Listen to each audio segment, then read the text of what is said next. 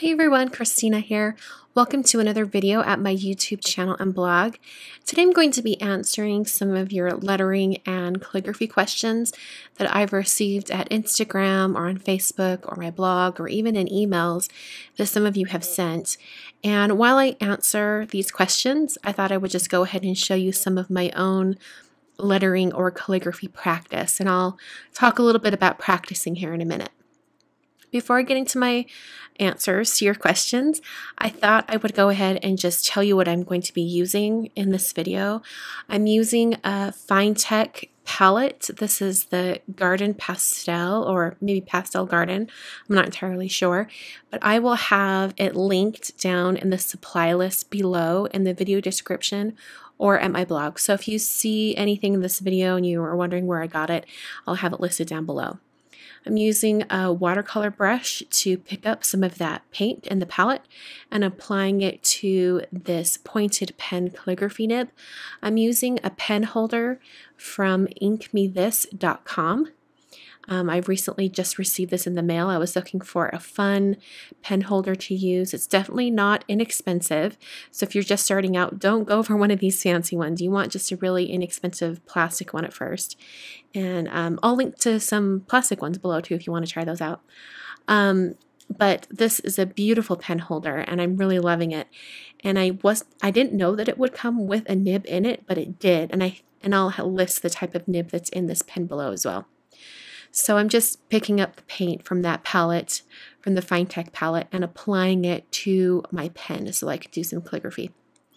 Okay, so, and also the notebook that I'm using is from inkmethis.com. And okay, so one of the most common questions that I receive is, what is my experience with calligraphy or lettering? Did I take a class? Like, how did I learn to do this? So my calligraphy experience goes back almost 20 years, which seems crazy. But when I was in high school, one of my friends in my classes, her name is Coco, she was involved with calligraphy. She had been since she was 12 years old, and her handwriting was beautiful. And she would write on the board in our class, and I was just amazed. I've always loved penmanship and handwriting, so when I saw hers, I was just completely enthralled and was so curious and wanted to know how she had learned to do that. So I asked her, and she said that she'd been doing calligraphy and that she was sending postcards to some friends, and she just really took every opportunity to write as an opportunity to practice her calligraphy and her writing. And I really took that to heart. So another friend that was in the same class with Coco, we were both interested in calligraphy after she had talked about it.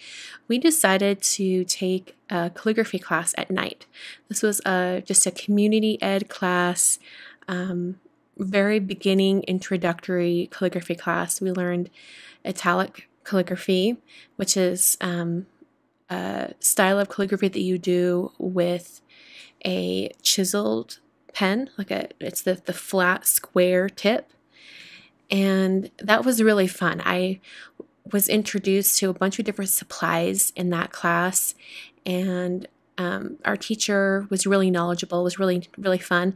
So if you have the opportunity to take some sort of like community ed class, or even like if there's a calligrapher in your community that has classes, I would really highly recommend trying that out. Anyway, so I took that one class, and then it was just all on my own after that. And the class only lasted, I think, just 5 classes. So it wasn't very extensive.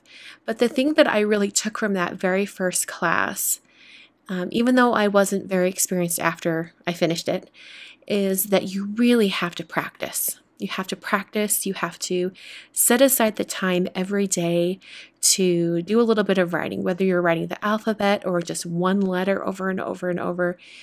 You're never going to improve if you don't give yourself the opportunity to improve.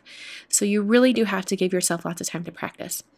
So over the years, I never really had like a really studied practice or exercise time set aside. It was mostly just whenever I had the opportunity, I would, practice things out.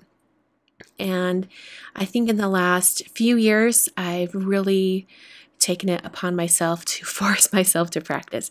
I've been doing a lot of lettering on Instagram over the last few years. You guys have probably seen that if you follow me on Instagram.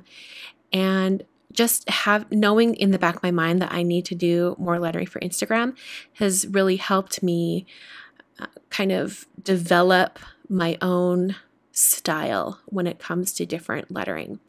So that's my experience with lettering. I've just done it off and on for nearly 20 years. So it's been a really fun experience. So, okay, so that's kind of my experience with it. Another question that I get a lot is where to start. What class can I take? What supplies do I need? Like all along those lines. So this is what I recommend to all of you who email me or message me about this. I send you over to Instagram because there are so many amazing calligraphers and lettering artists over at Instagram. So I would really recommend going over there and kind of following a bunch of people that you really love their style. See what they're doing, maybe even join some of their monthly challenges. There are quite a few lettering and calligraphy monthly challenges out there where they actually give you a prompt for each day of the month. So let's say for the 7th of April, it has a short phrase. Maybe it's something like smile every day, just something really short. And it gives you a prompt so you know what to write for that day. And then you can take a picture of it and share it on your own Instagram feed. So it's a really fun way to get involved with that. And then also, if you are doing those challenges or you're practicing and sharing it on your Instagram or on your Facebook page or wherever, you have a history of all of your practice and you can see how you improve over time. I look back at some of my first lettering Instagram posts from a few years ago, and I can see that I've improved just in the last couple years. So it's something that you can do that will get you practicing, and you'll also be more aware of different styles that are out there because you're seeing what other people are doing as well.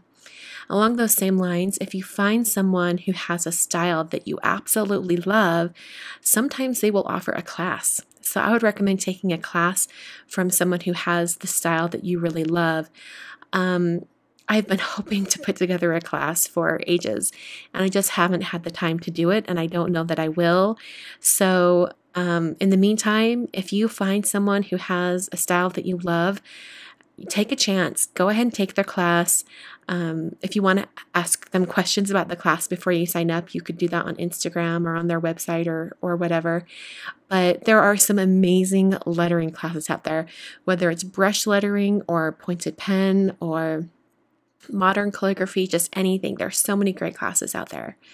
And then as far as what supplies you need, if you're just starting out, like at the most basic, you could just use a pencil and a piece of paper, because a lot of calligraphers, when they have classes at the very beginning of the class, they actually have you practice with just a pencil for a period of time. And that's just to help you get to know the different letter forms. So you can start with whatever you have on hand, whether it's a pencil or a pen.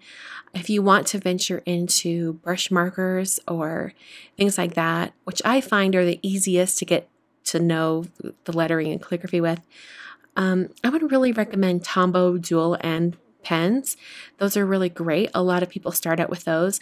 I would also recommend the Pentel Fude Touch sign pens.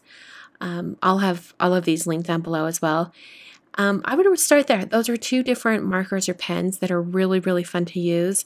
And if you want to go straight into the watercoloring lettering, which I find to be a little bit more challenging just because there is that added step of making sure you have enough paint on your brush, I would recommend probably just an inexpensive round brush, maybe a size 2 or below, and then just a watercolor paint set. Like nothing super fancy, just whatever you can get your hands on. I practice with a lot of just gel pens and lined paper notebooks. It doesn't have to be fancy, and it doesn't have to be something you're going to hang on your wall.